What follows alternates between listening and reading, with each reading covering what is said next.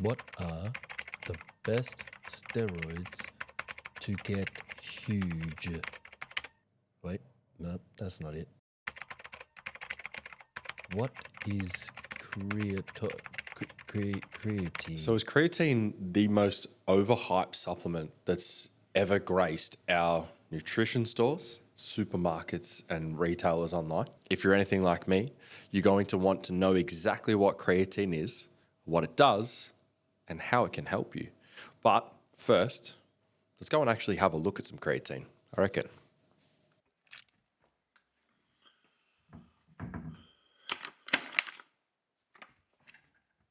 I like the moonlight with me, baby. All right, so first things first. Creatine is a naturally producing substance within the body. It's found in red meat and seafood, and it plays a key role in producing your muscles with energy. Think of it as like a battery pack, right? That gets recovery while you rest and gets used during some intense workouts. All right, come with me whilst I go through a quick little diagram for you guys, all right? So I'm going to put up a little diagram just here so that you guys can see exactly what ATP is made of as its molecule. So ATP is the body's primary energy source, and how creatine links into ATP is that creatine helps to regenerate ATP. So you can crank out more reps, more sets, lift heavier weights, and ultimately build more muscle. So funny little story time when it comes to creatine. Back in the 2010, 2011s when I started first getting into training, creatine was huge, right? It was every different type of creatine was out, and it was felt like there was almost a different style of creatine every week. I started taking creatine because I got told that it was going to make me massive, but I just started having some really bad hormonal fluctuations, and I was getting really angry. Turns out I was pinning it on the creatine, that I was getting steroid-like effects of roid rage from creatine, which is kind of funny because creatine doesn't do that to you at all. Maybe it was just the fact that I was more than likely a borderline alcoholic when I was a kid, but the things that change. So definitely wasn't the creatine, and creatine doesn't do that to you at all, but funny little experience on my side. I threw it in the bin like it was some sort of steroid, thinking that, oh, man, yeah, that's my creatine going in the bin because it makes me angry. Turns out I think I was just angry. Now, obviously, the benefits of creatine just aren't about aesthetics. And studies show that with supplementation of creatine, you can expect to see an increase in strength gains, and especially for those who are beginners and who are really high intensity training. Number 2 is recovery. So basically, creatine can help with recovery by helping to repair the muscles that have been damaged during a particular workout, which by having faster recovery means that we're going to be getting back into the gym sooner, which means more muscles. Number 3 is endurance. And so whilst it's not a magic bullet for, marathon runners or anything like that, creatine can really help with short bursts of intense energy that's needed to produce a really fast output. So something like weightlifting or sprinting. So whilst there is many different types of creatine, the main creatine that everybody should be focusing on, that is shown to be the most effective and subsequently the cheapest, is creatine monohydrate.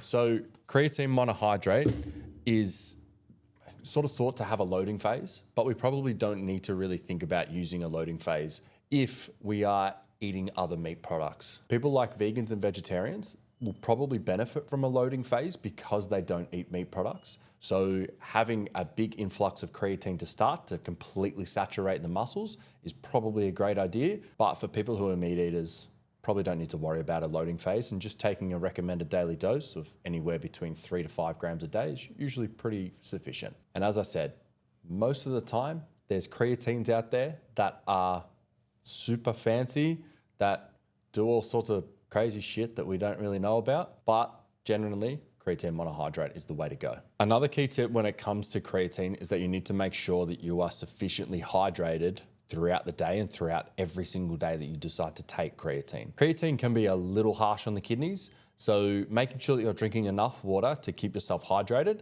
and to be able to flush it all the way through the body is probably a good way to go about it. So, is creatine a muscle building potion? It's not like steroids. So don't take steroids. Don't take steroids. It's not a good idea. For healthy adults who are thinking about supplementing with creatine, can take that it is an effective supplement that will enhance your workouts. It will potentially help you build some muscle mass, and it'll keep you strong throughout your entire lifting career. But wait, Trent, is creatine for everybody? Well, no. Everybody should take it, but if you've got these certain things going on, then maybe sort of consult a doctor before you get into it. So people with kidney problems. Now, creatine puts a slight strain on your kidneys. So if you have any pre-existing issues with your kidneys, make sure that you consult a doctor before starting to take creatine with any supplement. Consult a doctor before starting. Diabetics can also be a little bit of a risk factor when it comes to taking creatine because it can affect blood sugar levels. So obviously monitor really, really closely if you've got diabetes. And as always, pregnant and breastfeeding women. There's no research to prove that creatine is good or bad for women when they're breastfeeding or they are pregnant. So it's probably best to just stay away from it. Now, before you go chugging a shitload of creatine like it's a protein shake, remember that creatine is a supplement to help you achieve your goals. So you're more than welcome to take creatine, but make sure that you are also including a healthy diet and a really great high intensity training routine to allow your body to utilize the creatine as effective as possible. Creatine can enhance your efforts, not replace them. So there you have it, guys. That is Creatine 101, how it works, how you need to use it, who should use it, and what it can do for you in the body. If you like this, make sure that you smash the sub button. Go and like me on Twitch. Make sure you like this video as well.